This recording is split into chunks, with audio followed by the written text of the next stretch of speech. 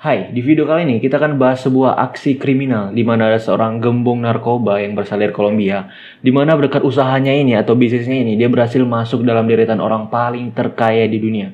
Bahkan bisa dibilang orang paling kaya di dunia pada masa itu, sekitaran tahun 80-an sampai tahun 90-an. Karena memang berkat bisnisnya ini dia menghasilkan uang atau penghasilan per hari itu sekitar 60 juta US dollar atau setara dengan 900 miliar rupiah. Saking menariknya kisah ini sampai dibuat film dokumenternya guys. Itu filmnya berjudul Narcos. Kalian bisa nonton. Ini udah tersedia di Netflix ataupun di situs nonton online. Kalian bisa nonton itu di sana. Oke, sebelum lanjut buat kalian yang belum subscribe channel aku, boleh bantu subscribe channel aku biar aku semangat buat bangun channel ini. Oke guys. Pablo Emilio Escobar Gaviria lahir pada tanggal 1 Desember 1949 dan meninggal pada tanggal 2 Desember satu hari setelah hari ulang tahunnya, yaitu pada tanggal 2 Desember 1993. Ia merupakan seorang pendiri tunggal dan pemimpin dari sebuah kartel terbesar di Kolombia, yaitu kartel Medellin, dan dibantu oleh sepupunya yang bernama Gustavo. Di awal karirnya, mereka pun mulai menyeludupkan barang-barang terlarang. Ini belum termasuk kokain dan narkotika sejenisnya. Ini baru barang-barang terlarang kayak black market gitu. Karena memang pada masa itu mereka belum mengenal yang namanya bisnis penyeludupan kokain, guys. Dan pada masa itu mereka pun sudah hampir menyuap separuh lebih polisi yang berada di Kolombia untuk mempelancarkan bisnisnya, untuk menyeludupkan barang-barang terlarang itu. Nah, tak lama kemudian, sekitaran tahun 1975, mereka pun mengenal yang namanya kokain. Nah, di sini mereka melihat peluang bisnisnya sangat bagus, karena memang kokain ini bentuknya seperti bubuk, itu gampang banget diseludupin, dan mereka mulai berfokus untuk menyeludupin kokain, guys. Hingga pada tahun 1976, mereka pun mulai mendirikan sebuah kartel yang diberi nama Kartel Medellin, yang mendistribusikan bubuk kokain pertamanya itu ke Amerika Serikat, terutama di kota Miami.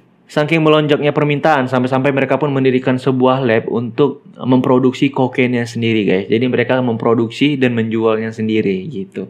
Apa nggak besar keuntungannya, ya kan? Dan pada tahun 1980-an diperkirakan Pablo Escobar telah memimpin pengiriman barang atau penyeludupan kokain itu sekitar 70-80 ton per bulan, guys, dari negaranya Kolombia.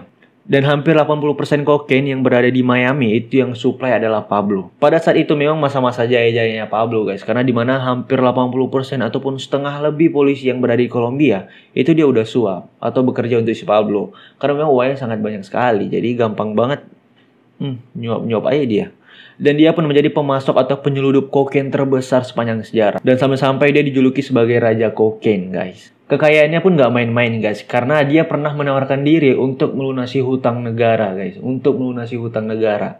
Saking kayanya dia. Diperkirakan penghasilannya itu per hari itu sekitar 60 juta US dollar atau setara dengan 900 miliar rupiah per hari. Oke, kita sederhanakan. Cristiano Ronaldo adalah pemain terbaik di dunia. Penghasilan dia per tahun itu sekitar 34 juta US dollar. Dan itu berarti hanya setengah hari gaji Pablo Escobar. Setengah harinya aja. Dan dia udah jalanin bisnisnya ini itu hampir 1 dekade atau 10 tahun lebih. Kalian bisa hitung berapa uang yang dia udah kumpulin. Dan saking banyaknya uangnya, dia pun sampai bingung untuk naruh uangnya itu di mana. Karena memang dia nggak mungkin naruh uangnya di bank, kan. Dan akhirnya dia pun memutuskan untuk menguburkan uangnya itu di berbagai tempat, guys. Sampai dia pun membuat sebuah peta di mana koordinasi tempat dia itu naruh uangnya di mana aja gitu. Dan dia pun juga memiliki tanah yang luasnya itu sekitar 70.000 hektar. Yang dimana di dalamnya itu tersedia lapangan bola, lapangan pesawat terbang, kebun binatang, perumahan mewah, dan juga villa-villa mewah, guys. Dan diperkirakan juga dia memiliki 800 rumah lebih yang hampir tersebar di seluruh negara Kolombia dan juga di luar negeri. Nah, dan dia juga merupakan orang yang memiliki jiwa sosial yang tinggi, guys. Karena memang di tempat dia tinggal itu hampir semua orang miskin itu dibantu sama dia. Jadi dia bangunin rumah, dia bangunin fasilitas umum gitu kan, sampai di tempatnya tinggal itu dia dijuluki sebagai Robin Hood-nya mereka, guys, karena kebaikannya dia. Karena orang kayak suka banget gitu sama dia karena kebaikan dia. Karena memang orang pada nggak ada yang tahu bahwasanya dia adalah seorang gembong narkoba terbesar, guys, dengan penghasilan yang sangat luar biasa. Orang taunya dia adalah Pablo, masyarakat biasa dengan jiwa sosial yang sangat tinggi gitu. Dengan saking banyak penggemar dan pendukungnya, dia pun memiliki keinginan untuk menjadi seorang presiden, guys. Karena memang nggak lama lagi bahwasanya ada pergantian presiden. Dan di sini dia menyalonkan diri sebagai presiden, guys. Seorang gembong narkoba atau raja kokain mencalonkan diri menjadi presiden. Nggak kebayang negara itu jadi gimana. Nah, sampai di sini dia pun sadar bahwasanya pemerintah itu mulai mencium adanya bisnis-bisnis kotornya dia gitu. Namun karena dia memang orang yang sangat pintar, jadi dia lolos-lolos aja gitu dari tangkapan polisi. Dan perjalanannya untuk menjadi seorang presiden itu hampir berjalan mulus, guys. Yang dimana ada seorang kepolisian dari Amerika ini berhasil mendapatkan sebuah foto yang dimana Pablo ini bahwasanya pernah masuk penjara, guys, pada masa itu. Dan ternyata si Pablo ini pernah masuk penjara, guys, dulu.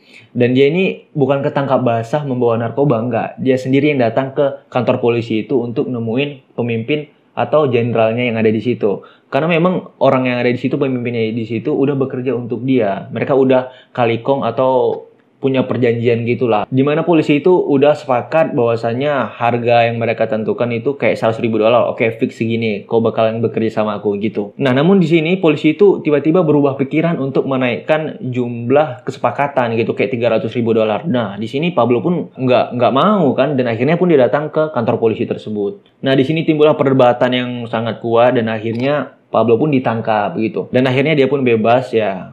Uang berbicara, guys. Di situ file-file atau berkas-berkas yang menyangkut nama-nama atau kriminal yang Pablo buat itu semuanya dihapus atau dibersihkan. Nah, pada saat di foto inilah dan ternyata file fotonya Pablo ini masih kesimpan di kameranya fotografer. Pada saat di foto pun Pablo pun nggak merasa bersalah dan dia pun bakalan lolos dari kantor polisi tersebut. Dia pada saat di foto itu, kayak orang lagi foto prawedding. Astaga, senyum-senyum. Nah, singkat cerita, akhirnya pada suatu saat ada perkumpulan orang-orang petinggi negara. Nah, disinilah kesempatan mereka untuk menjatuhkan Pablo. Karena di mana foto Pablo itu dibuat besar dan dipampang gede-gede di depan orang-orang ramai. Di situ hampir semua orang-orang penting negara berkumpul di situ, guys. Nah, setelah Pablo pun melihat fotonya itu terpampang besar di depan orang ramai, dan seketika dia pun keluar dari ruangan tersebut dan menandai orang-orang yang udah membuat dia malu, guys. Nah, dan tak lama setelah acara tersebut, akhirnya orang yang membuka horden untuk menunjukkan fotonya Pablo itu pun mati pada saat berada di dalam mobil, guys. Dihujani dengan peluru Uzi. Nah, dan tak lama setelah itu, target selanjutnya adalah seorang presiden, guys, yang naik setelah dia gagal, yaitu Luis Galan. Dan singkat cerita, pada saat Luis Galan sedang pidato di depan umum, dia pun mati terbunuh dengan dihujani peluru Uzi, guys. Dan ini pun membuat masyarakat Kolombia marah besar dan mereka tahu bahwasanya ini pelakunya adalah Pablo Escobar. Nah, dan dari sinilah Pablo menjadi target utama kepolisian untuk menangkap dan membasmi Pablo dari muka bumi, karena memang Pablo menjadi seorang yang sangat kejam pada masa itu. Karena memang mata-matanya Pablo ini sangat banyak, guys, ada di mana-mana. Hampir pembunuh bayarannya pun banyak banget karena memang uangnya kan nggak sedikit. Jadi dia main nyuap suap orang aja gitu. Dan orang-orang yang di pinggir jalan itu pun bekerja untuk dia gitu. Jadi ngelihat Pablo mau digerebek, dia dikasih tahu, Pablo ini polisi ada yang mau datang gitu kan. Jadi dia pun selalu lolos pada saat digerebek polisi, guys. Nah, setelah matinya seorang presiden Luis Galan, naiklah wakilnya yang bernama Cesar Gaviria. Nah, di kepemimpinan dia inilah Pablo dapat ditaklukkan, guys. Saking kebrutalannya Pablo, akhirnya presiden pun mengeluarkan undang-undang baru di mana di dalamnya itu terdiri dari ekstradisi, di mana apabila seorang gembong narkoba ini tertangkap, dia pun akhirnya dipenjarakan di Amerika Serikat, guys. Dan kabar itu pun sampai ke telinganya Pablo, guys. Dan dia pun nggak mau kalah. Dia pun mendirikan sebuah organisasi di mana di dalamnya itu terdiri dari gembong-gembong narkoba ternama ataupun terkenal di sana untuk melawan ekstradisi tersebut gitu. Namun nggak semua kartel narkoba ataupun gembong-gembong narkoba ini ikut bersama Pablo untuk ikut dalam organisasi dia. Salah satu organisasi yang nggak masuk dalam kartel tersebut adalah Cali Cartel, guys. Karena memang Cali Cartel ini musuh buyutannya si Pablo, guys. Jadi mereka nggak bisa disatuin gitu. Jadi si Cali Cartel ini nggak mau masuk dalam organisasinya Pablo. Dan akhirnya Pablo pun mendengar bahwasanya presiden akan mengadakan kunjungan ke luar negeri, guys. Karena memang pada saat itu presiden nggak memiliki pesawat pribadi, guys. Jadi presiden itu ikut dengan penerbangan pada umumnya gitu, dengan warga-warga sipil gitu. Nah, disinilah kesempatan Pablo untuk ngebom pesawat tersebut, guys. Dia pun menyewa seorang perakit bom ternama yang sangat handal untuk merakit sebuah bom yang berbentuk seperti audio perekam gitu, yang gede zaman dulu gitu. Nah, di mana alat perekam ini nantinya akan dibawa seorang remaja yang berasal dari daerahnya yang sangat ngefans sama Pablo gitu ya kan. Jadi gampang banget untuk didoktrin otaknya, diiming-imingin untuk mau nggak gitu pergi ke Amerika, nanti aku bayarin naik pesawat. Dia jelas mau lah ya kan, orang miskin pada masa itu kayak suatu kebanggaan banget untuk bisa bekerja sama Pablo gitu. Dan singkat cerita akhirnya presiden pun akan melakukan kunjungan negara gitu guys, naik pesawat. Nah, nggak tahu kenapa tiba-tiba agen dari Amerika ini kayak agen CIA gitu lah. Cuman zaman dulu bukan CIA, DEA kayak kalau nggak salah namanya. Ya, itu dia memiliki firasat buruk bahwasanya memang akan terjadi sesuatu gitu sama presiden. Jadi, dia menyarankan bahwasanya presiden nggak usah melakukan penerbangan untuk saat ini. Dengan perdebatan yang sangat panjang, akhirnya presiden pun membatalkan penerbangannya, guys. Dan tak lama setelah pesawatnya take off, yang dimana seharusnya presiden berada di dalamnya, itu meledak, guys, di udara. Dan membunuh hampir semua yang berada di pesawat itu, guys, karena memang di dalamnya itu berisi lebih dari 200 orang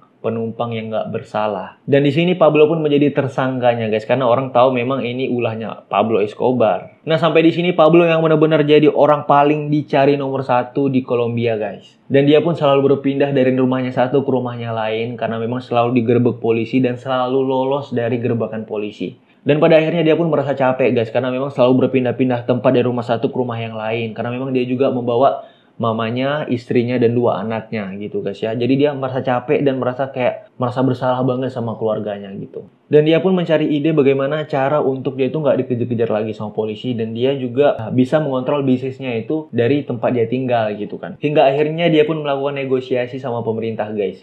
Dalam diskusi tersebut, dia memiliki beberapa tuntutan, guys. Dimana satu, dia mau menyerahkan diri apabila dia hanya dituntut 5 tahun penjara, dimana hanya mengedarkan narkoba. Oke. Yang kedua, dia mau dipenjara apabila hanya di penjaranya sendiri. Yang dimana itu polisinya pun polisi dia sendiri. Nah, dan yang ketiga, polisi hanya boleh mengontrol penjara buatannya tersebut itu dalam radius 3 km, guys. Nah, jadi dengan kata lain, polisi itu nggak boleh mendekat ke penjaranya si Pablo tersebut gitu, guys. Memang smart kali dia ini. Namun presiden nggak langsung mengiyakan, guys, karena presiden kayak anjing suka-suka lu aja gitu ya kan. Penjara-penjara sendiri, polisi-polisi sendiri, dan polisi pun harus berjarak 3 km untuk mengontrol penjaranya gitu kan.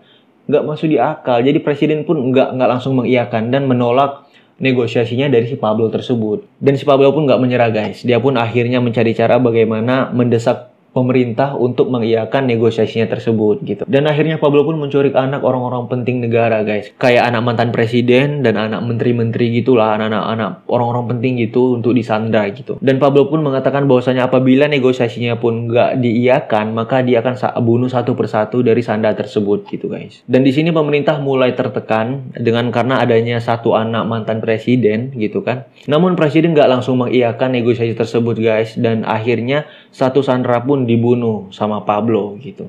Dan jasadnya pun langsung dibuang di tepi jalan sama si Pablo. Di sini Pablo menunjukkan bahwasanya memang dia nggak main-main gitu, guys, untuk membunuh orang. Hingga pada akhirnya anak mantan presiden pun terbunuh, guys. Nah, disinilah presiden mulai tertekan dan mengiyakan negosiasi dari si Pablo. Nah, di sini Pablo pun senang sekali karena memang negosiasinya itu diterima sama pemerintah. Dan akhirnya dia pun mulai mengebut untuk membangun kerajaannya, guys. Karena memang di dalamnya itu ada tempat lapangan orang main futsal, ada tempat orang main biliar, ada tempat orang main judi, ada tempat orang main BBQ. Dan satu lagi yang paling terpenting ini ada PSK, guys, atau pekerja seks komersial yang mereka sengaja undang itu dari luar untuk masuk ke dalam gitu. Apa nggak surga itu di dalamnya kan? Nah, di dalam ini pun dia tentram, guys, karena memang di dalamnya ini dia bisa kontrol semua bisnisnya dan terhindar dari kartel-kartel yang ingin menjatuhkan dia juga gitu. Sampai pada akhirnya dia dimana melanggar sebuah kesepakatan, guys, karena dia membunuh orang di dalam penjaranya gitu. Dan akhirnya polisi pun mulai mengepung penjaranya Pablo, guys. Dan ya, Pablo pun berhasil kabur dari tangkapan polisi lagi gitu. Dari sekian lama pengejaran polisi, guys, akhirnya pada tahun 1993 dia pun berhasil ditangkap dengan beberapa luka tembakan yang bersarang di badannya. Hingga pada saat pemakamannya pun itu dihadiri lebih dari 25.000 orang, guys. Wah, ini banyak sekali. Oke, pesan yang dapat diambil dari kisah ini ialah kita nggak bakal hidup tenang apabila kita masuk dalam lingkaran narkoba, guys. Walaupun sebanyak apapun uang kita nggak bakal hidup tenang gitu. Jadi hindarilah narkoba dan hiduplah semestinya orang normal. Oke, segitu dulu video kali ini. Semoga bermanfaat dan menambah wawasan. Dan jumpa lagi di video selanjutnya. See you, bye.